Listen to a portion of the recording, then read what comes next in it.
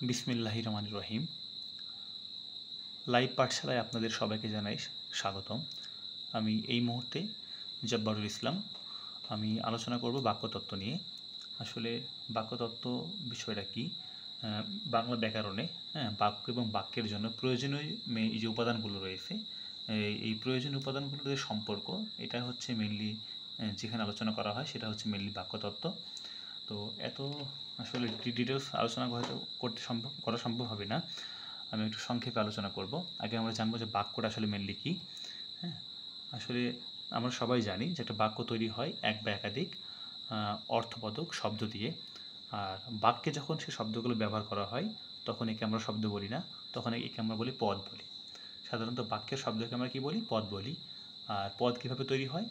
শব্দের সাথে বিভক্তি যুক্ত হয়ে মিলে পদ তৈরি হয়। যেমন আমি যদি একটা বাক্য বলি যে আমি বই পড়ি, এই বাক্যের পদ কয়টি? আমি একটি পদ, বই একটি পদ, পড়ি একটি পদ, মানে 3টি পদ রয়েছে এখানে। আমি বই পড়ি।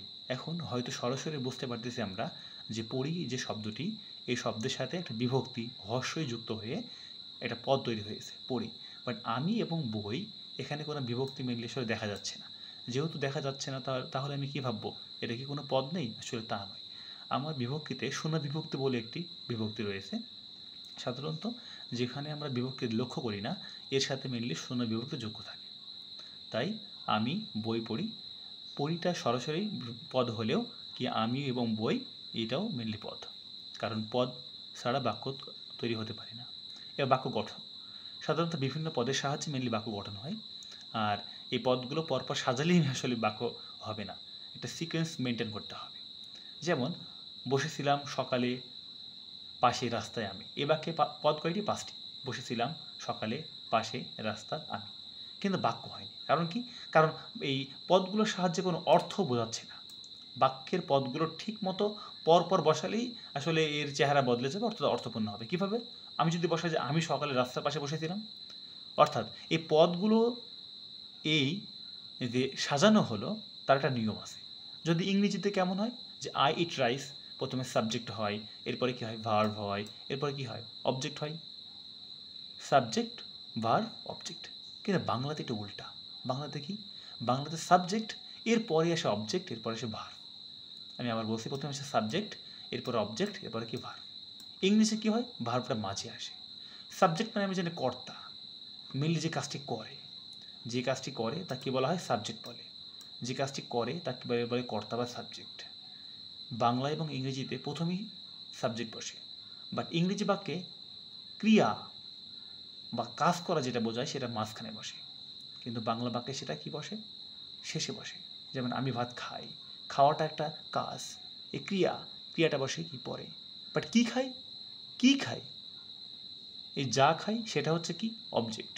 অবজেক্টটা বাংলা বাক্যে কী বসে? মাঝখানে বসে। অর্থাৎ আমি ভাত খাই, এই যে কর্ম বা অবজেক্ট, সেটা মাঝখানে বসে বাংলা বাক্যে। তাহলে কি? বাংলা বাক্যে কর্তা, দেন কর্ম, দেন ক্রিয়া। বাট ইংরেজি বাক্যে কি? কর্তা, প্রথমে কর্তা, দেন হচ্ছে কি? ক্রিয়া, এরপরে কি? আমার কর্ম। এ হলো চেঞ্জ।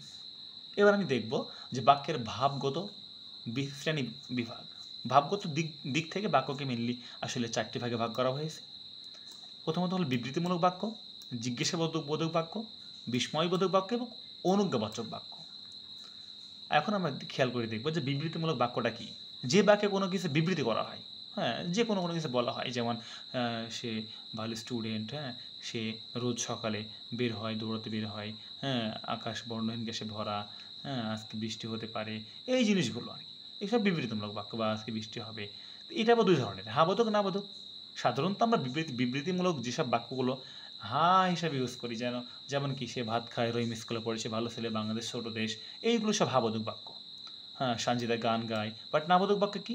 না সূচক অর্থ প্রকাশ করবে। যেমন কি? টুম্পা সিনেমা দেখবে না, সে যাবে না, সে খাবে না, সে স্কুলে যায় না, এগুলো সব কি? নাবোধক বাক্য। এবার জিজ্ঞাসাবোধক বাক্য, সাধারণত সংবাদ পাওয়ার জন্য শ্রোতাকে লক্ষ্য করে যে বাক্য আসলে মেনলি বলা হয়, বা তার কোনো কিছু জিজ্ঞাসা করা হয়, তা হচ্ছে জিজ্ঞাসাবোধক বাক্য। তুমি কি ভাত খেয়েছো? তুমি কখন এসেছো? তোমার নাম কি? এগুলো সব কি? এগুলো সব জিজ্ঞাসাবোধক বাক্য, অর্থাৎ সংবাদ পাওয়ার জন্য শ্রোতাকে লক্ষ্য করে যে বাক্য আসলে বলা হয়, সেটা হচ্ছে জিজ্ঞাসাবোধক বাক্য বা প্রশ্ন বাক্য। বিস্ময়বোধক বাক্য কি? এ ধরনের বাক্যে বিস্ময়, উচ্ছ্বাস এগুলো প্রকাশ পাবে। আকাঙ্ক্ষিক ও প্রবল আবেগ প্রকাশ পাবে। বাপরে কি প্রচণ্ড গরম, লোকটার কি সাহস, হুররা বলে না আমরা যে কি, হ্যাঁ কি আনন্দ যে আমরা জয়লাভ করেছি। সি সি বলি না কি গন্ধ দুর্গন্ধ, এগুলো বিস্ময়সূচক বাক্য। জিজ্ঞাসাবোধক বাক্যে লাস্টে কি আছে, একটা প্রশ্নবোধক বা জিজ্ঞাসাবোধক চিহ্ন আছে। বিস্ময়বোধক বাক্যে একটা বিস্ময়সূচক চিহ্ন থাকে বা আশ্চর্যবোধক চিহ্ন থাকে। এবার অনুজ্ঞা, আমরা ইংরেজিতে যে অপারেটিভ সেন্টেন্স, ইম্পারেটিভ এবং অপারেটিভ যে সেন্টেন্স, এটা হচ্ছে মেইনলি বাংলায় অনুজ্ঞাবাচক বাক্য। এই ধরনের বাক্যে অনুরোধ, হ্যাঁ অনুরোধ, আদেশ, প্রার্থনা, আশীর্বাদ, মিনতি এগুলো প্রকাশ পায়। তুমি দীর্ঘজীবী হোক, বাংলাদেশ চিরজীবী হোক, আল্লাহ তার মঙ্গল করুক, কাল আসতে ভুল করবে না কিন্তু। এগুলো সব কি, এগুলো হচ্ছে অনুজ্ঞাবাচক বাক্য। এবার ওরকে অনুসরণ নিয়ে আলোচনা করি। যেমন যে কাজ করে তা কি বলে, তা কর্তা বলে। তা কি বলে, কর্তা। বাক্যে, বাংলা বাক্যে গঠন প্রক্রিয়া কি, প্রথমে কর্তা, এরপরে কি কর্ম। যেমন আমি ভাত খাই, খাওয়াটা ক্রিয়া, 1 নম্বর। এটা হচ্ছে মেইন অ্যান্সার। এবার কি, ভাবগত দিক থেকে বাক্য কত প্রকার, 4 প্রকার। বিবৃতিমূলক বাক্য, এই যে দেখে আসছিলাম আমরা, বিবৃতিমূলক বাক্য, জিজ্ঞাসাবোধক বাক্য, বিস্ময়বোধক বাক্য এবং অনুজ্ঞাবাচক বাক্য। এরপরে কি, যে বাক্যে কোনো কিছু বিবৃতি করা হয় তা কি বলা হয়, বিবৃতিমূলক বাক্য বলা হয়। আচ্ছা, বিবৃতিমূলক বাক্য কত প্রকার, 2 প্রকার, হাবোধক আর নাবোধক।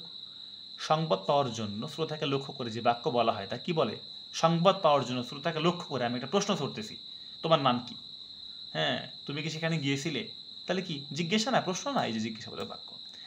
যে ধরনের বাক্যে বিস্ময়, উচ্ছ্বাস ইত্যাদি আকাঙ্ক্ষিক আবেগ, প্রবল আবেগ প্রকাশ পায় তা কি বিস্ময়বোধক বাক্য না। ইস রে, বলে না সি কি কি দুর্গন্ধ, হ্যাঁ তারপরে কি বলছে, হুররা we have won the match, বলি না আমরা, হ্যাঁ কি মজা আমরা তোমার হচ্ছে কি গেমে জিতেছি বা জয়লাভ করেছি, খেলায় জয়লাভ করেছি। যে বাক্যে, যে ধরনের বাক্যে অনুরোধ, আদেশ, নিষেধ, প্রার্থনা এগুলো কি অনুজ্ঞাবাচক বাক্য, এটাকে খুবই গুরুত্বপূর্ণ। আমি আবার বলতেছি এটা খুবই গুরুত্বপূর্ণ। একসময় আমি এটা অনেক বড় হয়ে জানছি, হ্যাঁ যে ইম্পারেটিভ এবং অপারেটিভ যে সেন্টেন্সগুলো তোমার হচ্ছে কি বাংলায় বলে অনুজ্ঞাবাচক বাক্য বলে। পিউ সিনেমা দেখতে পছন্দ করে না, তার মানে কি একজন পছন্দ করে, একজন পছন্দ করে না। হ্যাঁ বোধক আর নাবোধক, তাহলে হাবোধক এবং নাবোধক কোন ধরনের বাক্য, বিবৃতিমূলক বাক্য, তাই না।